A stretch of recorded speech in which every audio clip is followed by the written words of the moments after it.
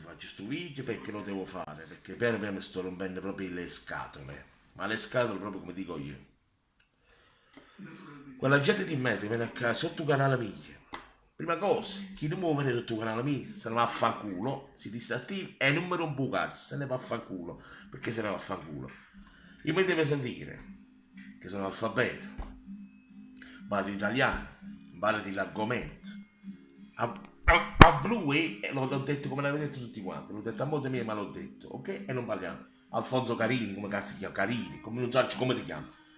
Poca la gente, che la gente che minaccia, perché io sul creatore ho molti bloccate, persone bloccate, però loro provano sempre a scrivere, loro pensano che sotto canale vedi, che strunzate in merda come loro, io vedo che la gente vede che si divertono. Ma non mi minacciate la famiglia, chi ne vive? Quando a stravivo tenete perché si va a chiappa, ma faccio male, vi giuro.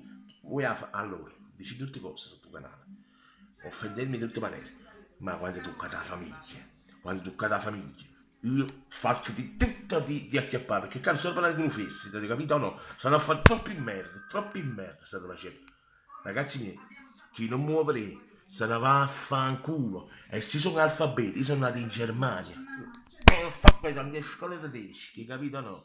Sacci parlare l'italiano, sacci parlare tedesco, sacci parlare un napolitano, ignorante, pure a te, Alfonso, come cazzo ti chiama? Se c'è un problema, chiamami, parliamo al telefono, parliamo, ci vediamo, a me non mi interessa. Però non mi riare un cazzo tu canale, se tu a me non mi puoi venire, non mi puoi venire. E quella di merda, quella di merda, quella di merda, Juventino Doc, Juventino da minchia, rossonero là, rossonero. Non mi rompete le palle, non offendete la famiglia, perché si venga, va a chiappa e visite, lo faccio per la famiglia come la faccio per offendere. Ma dimmi, si mi offendete ancora la famiglia, state esagerando ragazzi, chi non vuole vedere sotto il canale mio, non venisse, se ne esce a fanculo, ok?